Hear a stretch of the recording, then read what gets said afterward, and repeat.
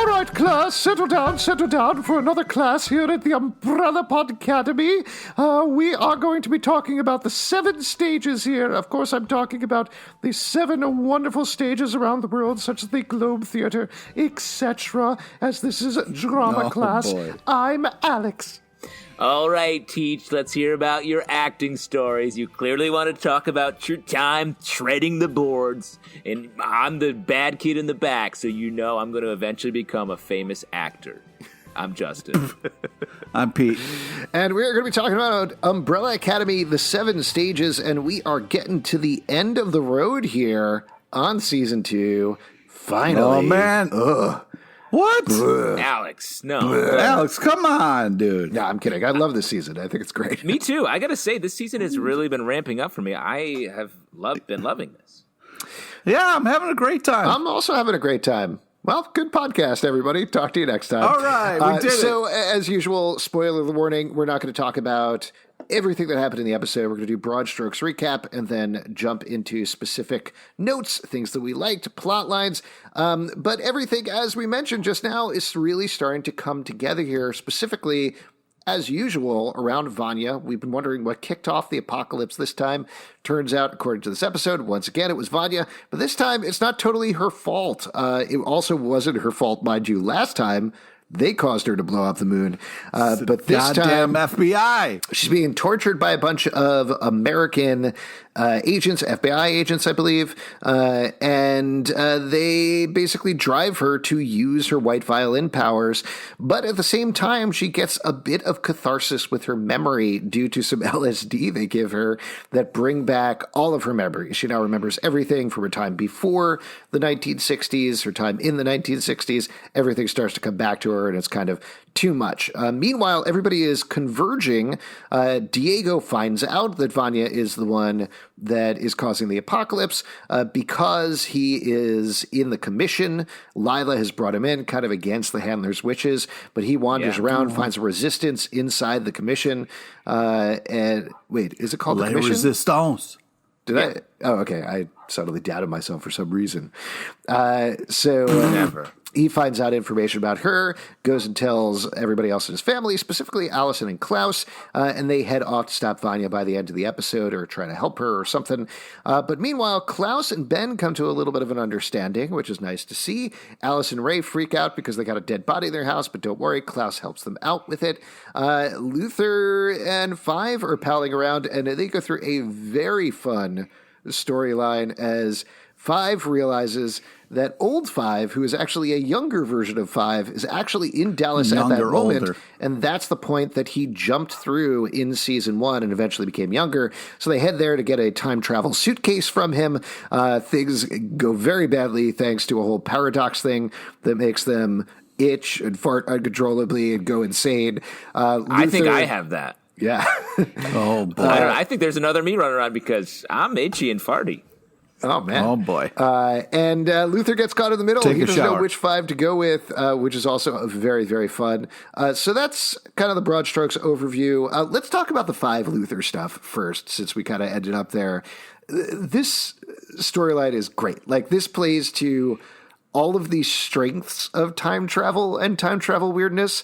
It plays on the thing that we've been talking about all season of Luther getting to lead in being like super large and dumb and hilarious and just torn between these two guys who are the same guy. And I just had so much fun watching it. Yeah, I agree. Luther, like big doofy Luther, is so funny. Like, it's crazy to imagine that they didn't do this before this season, and like it is just the most fun execution. I love the storyline, him in the middle, Five like losing it. We get that fun little like info card of Five listing all the different symptoms that he has when he's in the same same timeline as his double. Like, this is great, and it's fun to see Five off his game because he blows it here. He doesn't know he's being sort of played out or double crossed by the younger version of himself. I really love this. Yeah, this is really cool. Like, the Luther moments are so great, especially when like number 5's like lays down his plan and it's like, all right, this is what we're going to do. And then like Luther or number 5 walks away and then Luther, you just see a shot of his face as he's kind of dealing with everything that is happening. And then he's like, come on. And Luther's, oh, right. And then I love like in the bar where Luther's like, all right, listen, let me smooth things over first. Okay. I'll talk to number 5 before you just, cause he'll spaz out. So his big plan is like, hey, don't freak out. Don't freak out. Yeah, that was just hysterical. And then the casual bathroom conversation that really kind of helped really get things going. It was so funny that it was just kind of just like a classic, like, hey, what's up? Yeah, oh yeah, hey, and just like kind of general talking in the bathroom that kind of was really funny. But for me, like the real hero here was the little guy that we've seen before, who leads the resistance. Herb? He helps Diego, and then kind of gets things kind of going in the right direction. It feels like finally. Well, hold on. Before we get to Diego, let's still talk about the 5 stuff a little bit. I just wanted to mention, and we may have said this before. This is without any behind the scenes information, but the stuff that they're doing with Luther to me feels like it's the sort of thing where they cast a guy who kind of looks like Captain America for the first season, put him as the upright hero, then realized that the actor was actually funny and doofy, and we're able to lean into that with the scripts. And if that is true, I love when that happens. I love when they're like, oh, we got to adjust this part to actually work for the person we know versus forcing through the character that we want it to be. And even beyond that, in season 1, it was like, what if Captain America realized that his life was wasted? Mm-hmm. And once you do that, like that's an interesting story. But once you do that and you still have to tell more story featuring that character, like this is such a great pivot to make him the sort of drifter, like loose dude who's just like, what do we need to do? Oh, I'll go talk to him. No problem. And he's like, oh boy. Like, the other thing that's nice about this is not directly out of the comics, but if I remember correctly, the second storyline was Dallas 1963 and was about 5 going back to assassinate JFK. So they got there at a completely different place, but that we do get there is it's not exactly an Easter egg for comic book fans, but it's certainly something that touches on, oh, okay, you use this for an inspiration, but you are actually using the thing from the comics as well, which was fun to see. Yeah. I also really like Luther and number 5 together, like the way they bounce things off each other is really fun. I love the part where, Luther's talking to number 5 and number 5's like, I don't trust him. But Luther's like, but he's you exactly. He's like, yeah, I know. And it was just like, well, that gets back to the time travel thing, which I think is so clever in the way that they script it. The fact that Old 5 is physically older, but actually younger. So young 5 has more experience than old 5. So it feels like I could pull one over on my younger self. But to Luther's point, they're both exactly the same. And they both don't know what they're doing. And they're both going crazy because of this paradox madness. So he is stuck in the middle, being pulled between them, and them essentially Jedi mind tricking him with every single sentence. And how about the fact that, like, I wasn't ready because I thought it was like, all right, I'm at this place here in Dallas, and I was expecting to see a young 5, but then I was like, oh, that's right. It's still old guy 5. And that was kind of like a fun reveal to see 5 as aged up instead of the normal aged down. Pete, who do you trust, old 5 or young 5? Well, what's interesting is old 5 is like, no, that's not me. It's a mutant doppelganger. Which that would be insane, but also if it was true, it would make more sense why number 5 is being so cold to his family, because that drives me nuts about number 5. Well, no, I think what old 5 is actually young 5 and doesn't know that young 5 is actually an older version of 5. So he's not a mutant doppelganger; he's just an older, younger version of himself. That so you're not buying the mutant doppelganger thing at all. No, I think that's just an older, younger take on a younger, older person. Yeah, when you do say it like that, that is something a younger, older version of something who is actually younger would say. Yeah. Let's talk about Diego, since you wanted to talk about that next, Pete. So we have a bunch of fun stuff that goes on the commission here. First of all, we do find out that Lila brought him in not on the Handler's Witches, but because she wants to keep him alive. But then, Pete, cute. Very cute. She just wants her boyfriend to be hanging out. Yes, Pete. But the Handler Cold as Ice says your vagina needs glasses. Ouch. That is can we talk about this? Fired. Because I know you guys are more experienced than I am. I know they have teeth down there. Do they have eyes as well? Yes, that's why there's a lot of careers in vaginal optometry if you're looking to make a change. The key is getting glasses that stay on and don't slip off. I think, though, that the... I got a little something with second nose down there, Pete. Oh, my God. I just think that it's a fun kind of like take on, beer goggles type of situation where he's not that good looking. Yeah. No, I mean, I think the handler has raised Lila to be like a sociopathic killer, someone that she can just manipulate and use. And she actually fell in love with Diego, I think. And what we're learning is that she's going to just, in a very childlike way, try to make this relationship work the only way she can by bringing Diego, who she's like, well, you're good at throwing knives, which is useful to me. Come in, join the group, and we can hang out together. And I think it's very sweet. I think it is adorable. I mean, the kiss that she gives him when she sits him down at the brainwashing or the kind of the training video. Training, thing. I thought it was real. I'm pulling for Lila and Diego. Now, but at the end of the episode, she's very mad that he left without finishing the training. Heartbreaking. I just wanted to mention the trading video. Very fun cartoon briefcase. Just enjoyable. Yeah, the orientation video was hysterical. And Pete, I don't know if you noticed, but there's a huge thing in here, a huge, I guess, Easter egg that I thought would really light you up. What are you talking about? A donut. Did you see the donut? I didn't see the donut. There's a donut. I thought it was a real callback to Donut Lady and Hazel. Where was there a donut? What? Just down the screen. I missed it. Wait, what are you talking about? There's a donut in the training video. There's like they were walking through. I thought, it was the same donut as Donut Lady in the donut shop. Oh man, I glad Donut Lady got a shout out. I miss her. I do like, to Pete's point earlier, Herb. I like the Resistance. I think that's fun. We don't really know a lot about the Commission at this point, other than the handler and Lila and the very scant things we've seen. So it's fun to see this world and fleshed out a little bit more through Diego wandering through it. So that is cool. Let's talk. One other question though, on the Diego Lila tip. Diego actually now seems like he doesn't care about Lila. He's like focused on his stuff. He leaves based on her wishes and goes and does like Umbrella Academy stuff.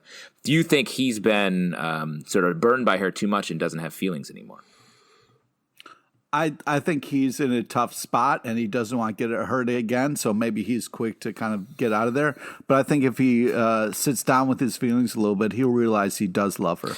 I think he has a hero complex, right? Like we talked about Luther a little bit being the Captain America. If anything, he is the Batman of the group, and he's the one that has to save the day. It's his sole responsibility. So when he sees that it's Vanya who causes the apocalypse once again, he has no choice but to head off and take care of that. It is good, though, that he doesn't do it alone, but actually gets Allison and Klaus beforehand, which I thought was nice. Yeah. What do we want to talk about next? Vanya, her whole flashback sequences. I thought these were great as well. I loved seeing them use the adults in the kids' uniforms, having Hargreaves yelling at Vanya. The eating the brains was disturbing in exactly the right way. Really? But it worked.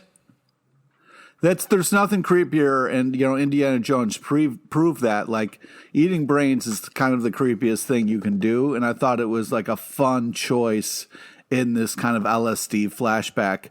And kids, if you're listening at home, the government wants you to do LSD, so give it a whirl, see what happens. You know what I mean? Another great message from Papa Pete. This is, I didn't get to tell you guys this, but I was going into the stats for this podcast a little bit, and 90% of the people who listen to our podcast are grades K through 3. Oh, great. So thanks, Pete. Yeah, no problem. That's Thanks what for I'm here keeping for. them lit up. I mean, and those brains are a full meal. It's not just an appetizer. Mm-hmm. That was like a solid amount. And how would you cook that? What would you season a brain with? Because, it's going to be it's sort of like a monkfish consistency, I think. Yeah, I would put a little hot sauce on that. You know what I mean? Hot sauce. Hot sauce. Yeah, I guess that could work. Just rub it down with a little olive oil, salt and pepper. Cook it for 20 minutes at 450. Yeah, I would boil it first and put it under the broiler to really crisp up the top, get the cerebellum really popping. I can't wait to hear what our chef's take is on this, our very own chef, Stray Bullet. But I do think this show has been kicking so much ass with the music montage. Yes. And when she drops LSD and the Butthole Surfers start playing, I lost it. I was like, this is hysterical. That was such a fun choice. I agree. I was going to mention that as well. When that sequence first started and you hear like the intro little bit of music, I was like, oh shit, is this Butthole Surfers Pepper? And then it was. And it was great. Yep. Great sequences. I also really I thought this was a very interesting thing at the beginning when they're interrogating her and they're yelling at her in Russian. She yells back and she says, oh, I don't know. Don't fall for that. What was going on. It seems pretty clear to me, if you were to draw a line without them overstating it, that Vanya was probably the baby that we see way back at the beginning of season 1 who was born in Russia in that swimming pool, right? I think so. And it would make sense that she's sort of that sort of main baby character because she's such a focus of the show. But I think in that scene, it's like, Vanya, that's the worst thing you could do right now. And then in this whole rest of the episode, it's like, Vanya, it's like your friend who can't help but fuck up. And that friend will go nameless for right now in my life. But I do think that was good. that was the story. And the other side of it is you see as she's freaking out at the end, Harlan is really feeling it as well. And I don't know what this means. Well, I wonder if it's like something to do with the fact that, starting next season, I don't know. But I think it's very interesting to see because it's like Harlan did, like the flashbacks between them was very interesting. And then they got similar and similar to each other. But then I'm like, if they're kind of the same person, then did she save herself at the lake? Like, what was going on at the lake then? Well, I think this is obviously I've watched ahead, but without even getting into spoilers or anything like that. Like you mentioned, Pete, she saved Harlan's life. We saw there was a little bit of energy or something that went from her into him. A transference. So there is some connection there. Potentially, we'll find out what's going on with that connection as we wrap up season 2. Very coy here. But that's where I think you could intuit that comes from at this point. What it means going forward, we don't necessarily know, but that's where it comes from. Yes, I agree with that. I just it's such an interesting thing to be happening because I really can't predict how it will play out. It feels like such a contained story having Vanya freak out and cause the world to slip into war. And to have just this kid also going through it over there, I don't know how they relate. So that's all to say I'm excited to see how it will play out. Speaking of freaking out, I really liked Ray kind of playing catch up to all the madness that is happening in this episode.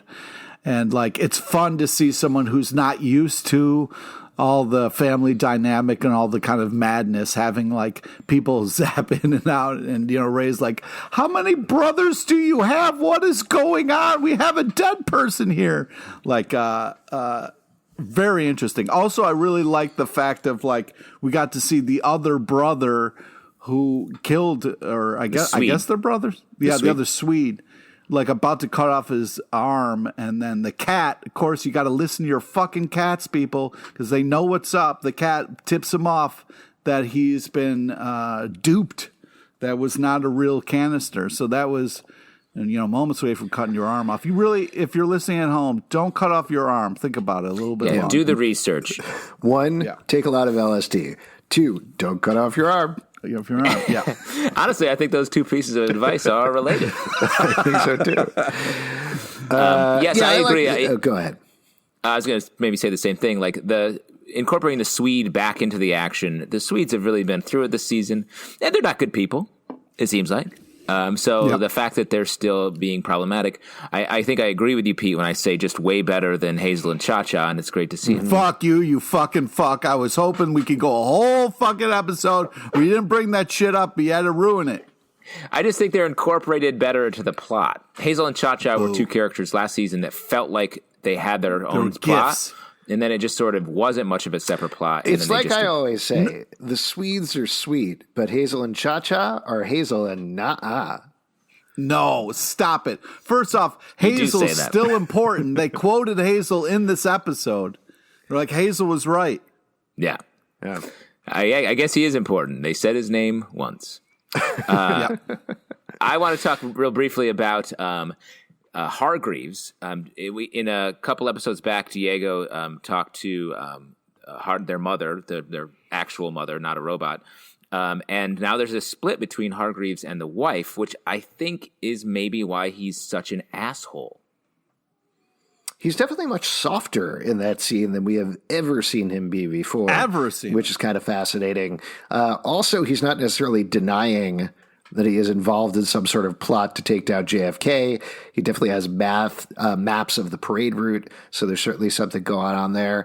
But I like this. I like continuing to follow the storyline with Mom and bring her back into the show in some way. I think they found a good way of doing it. What do you think, Pete?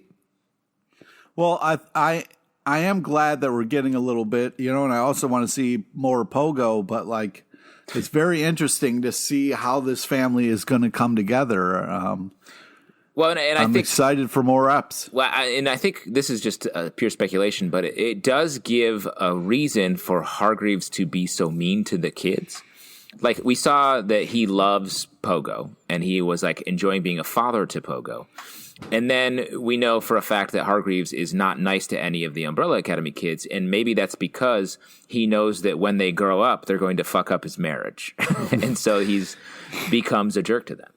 There's no excuse for someone to be a dick to their kids, man, all right? I'm not excusing it. I'm just saying that's a rationale for why he's such a monster. Speaking as a parent, I agree with you that generally speaking, there's no excuse for being a dick to your kids, but time travel is a very good excuse.